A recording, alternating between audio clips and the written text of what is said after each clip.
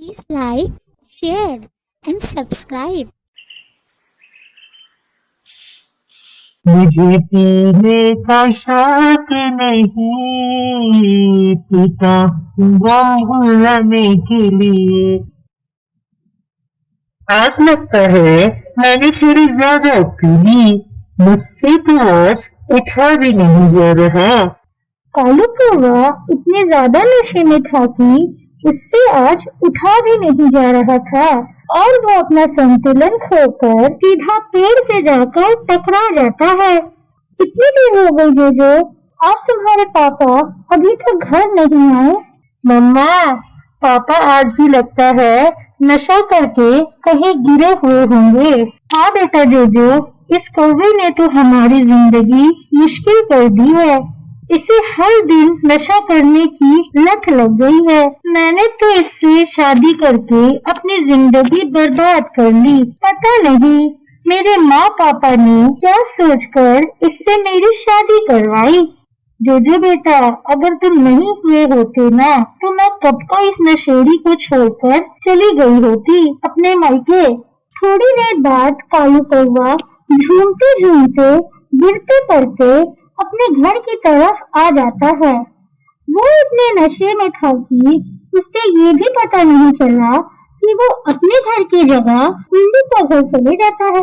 वो उल्लू का परिवार बहुत खतरनाक था। उल्लू अपने घर पे इस वक्त सो रहा था। मिस कौवी, तुम्हारा पति अभी तक घर नहीं आया है और तुम इतने आराम से सो रही हो। चल उठ और जा, मेरे लिए पानी लेकर आ। कौवे की आवाज सुनकर वो उल्लू का परिवार उठ जाता है। अबे कालू कौवा, तू आज कैसे आ गया मेरे घर में? आज तो मैं तुझे अच्छे से सबक सिखाऊंगा। और वो उल्लू का परिवार कालू की अच्छे से पिटाई कर देता है। गोरी कौवी को जब उल्लू के घर से पिटाई की आवाज आती है तो वो तुरंत उल्लू के घर चली आती है और देखती है कि कालू को उल्लू का परिवार मार रहा होता है। मत मारिए उल्लू भाई, अब इससे ये ऐसा कभी नहीं करेगा, मत मारिए इसे।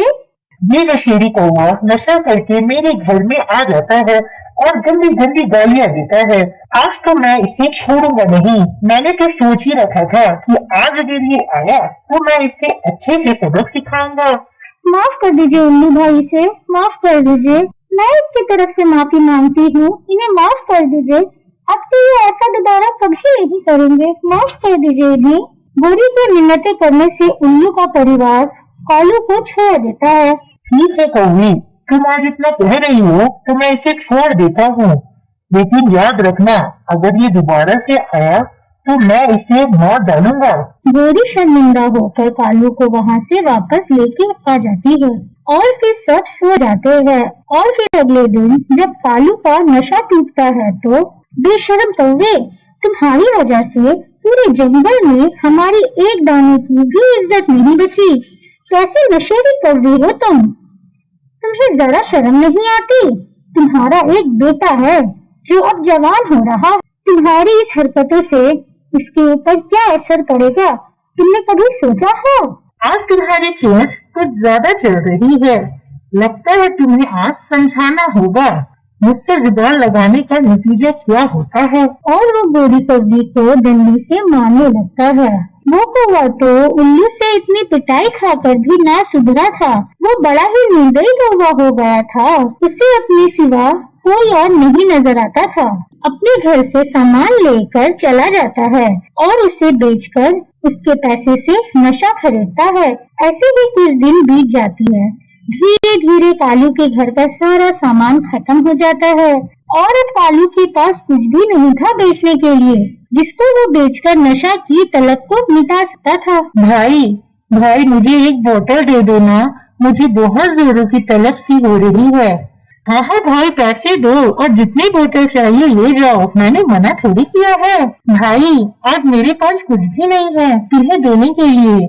आज तुम मुझे उधार दे दो, मैं कल इस बोतल का पैसा तुम्हें दे जाऊंगा। चल भागो यहाँ से, पैसा ना कौड़ी, आ गए नशा खरीदने। तुम जैसे नशेड़ियों के पास तो पैसा नहीं होता है और आ जाते हैं नशा खरीदने। चलो भागो। भाई मैं तुमसे इतने सालों से नशा खरीद रहा हूँ और तुम मुझे एक बोतल उधार नहीं दे सकते। देखो भाई, मैं एक व्यापारी हूँ, अगर मैं तुम्हें उधार दूंगा तो मैं खाऊंगा क्या? तुम्हें कुछ ना कुछ तो देना ही होगा, तभी मैं तुम्हें इस नशे की बोतल दे पाऊंगा। कालू कौवा फौरन अपने घर आ जाता है। वो सामान ढूंढने लगता है। तभी अचानक से उसके हाथों में घर के कागजात आ जाते हैं। वो उसे लेकर नशा वाले व्यापारी के पास आ जाता है। देखो भाई, मेरे पास अब कुछ नहीं बचा सिवाय इस घर के। तुम मेरे घर के कागजात ले लो और मुझे नशे की बोतल दे दो। जब मेरे पास पैसे आएंगे तो मैं तुम्हें पैसे दे दूंगा और अपने घर के कागजात वापस ले जाऊंगा।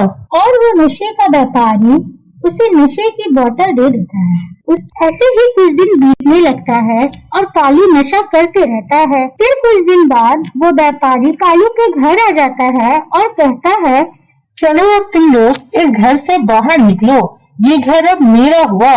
तुम कौन हो और ये क्या कह रहे हो? ये घर हमारा है। तुम हो कौन? पूछ अपने पति से, उसने मुझे ये घर बेच दिया है। कालू जी, ये कौवा क्या कह रहा है? कालू तो चुप ही था, उससे तो कुछ बोला ही नहीं जा रहा था। तुम कुछ बोलते क्यों नहीं हो कालू जी? ये क्या बोलेगा, इसने तो नशे के लिए अपना घर ही बेच डाला। अब चलो निकलो मेरे घर से, चलो निकलो, जाओ मेरे घर से। और फिर वो व्यापारी ने गोरी और उसके बेटे को धक्के मारकर घर से निकाल दिया। गोरी को तो खबर भी न थी कि उसका पति इस हद तक गिर जाएगा नशे के लिए। गोरी इन सब से थक चुकी थी, ये सब बर्दाश्त नहीं कर पा रही थी। गोरी को तो खबर तक नहीं थी कि उसका पति नशे के चक्कर में इस हद तक गिर जाएगा कि वो अपना घर ही बेच डालेगा। गोरी ये सब बर्दाश्त नहीं कर पाई और वो उसके बेटे को लेकर नदी में डूब जाती। Please like, share and subscribe. जंगल में बारिश का मौसम आने को था। सारे पंछी अपने अपने घोंसले की मरम्मत कर रहे थे ताकि ज्यादा बारिश होने पर भी वो अपने घोंसले में आराम से बारिश का मौसम पार कर सके।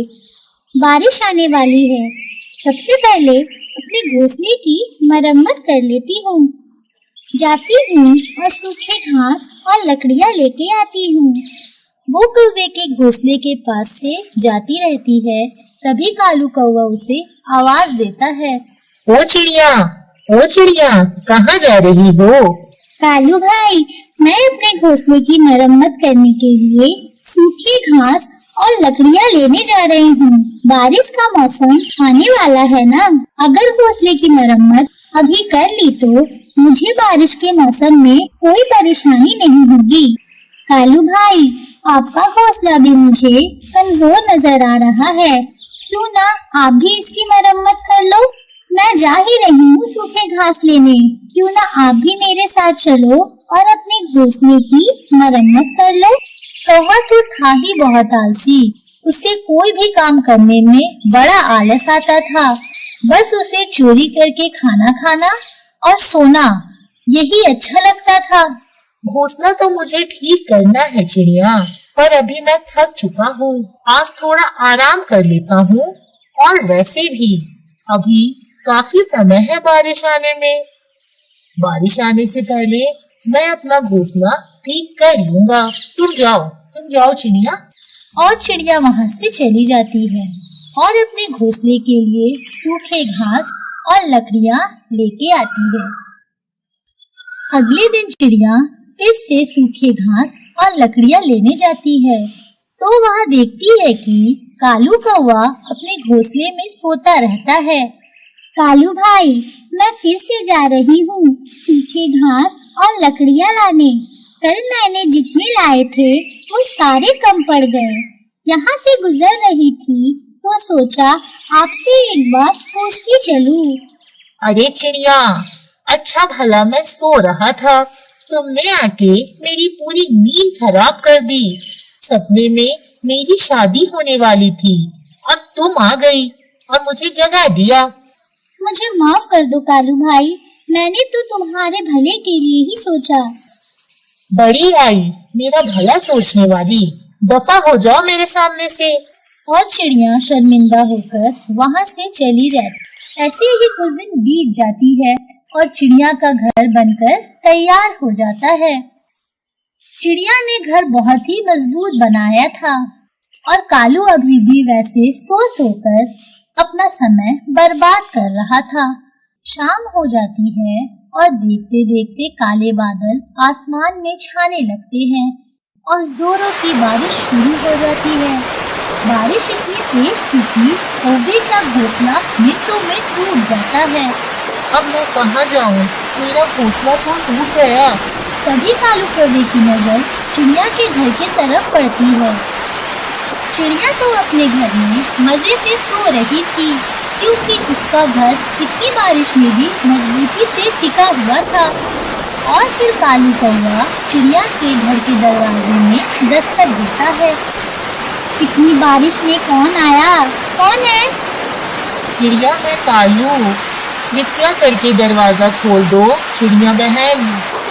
चिड़िया दरवाजा खोल देती है। चिड़िया, मेरा घोंसला बारिश में भीगकर टूट गया। कृपया करके मुझे अपने घर में रहने की इजाजत दे दो।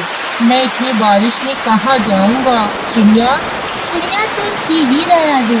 उसे कालू के हालात देखकर उस पे तरस आ गया और वो उसे अपने घर में रहने की इजाजत दे देती है। कालू भाई, मैंने आपसे कहा था बारिश आने वाली है, अपने घोंसले की मरम्मत कर लो, लेकिन आपने मेरी बात नहीं सुनी। मुझे माफ कर दो चिड़िया, मुझसे बहुत बड़ी भूल हो गई। मैंने तुम्हारी बात नहीं मानी।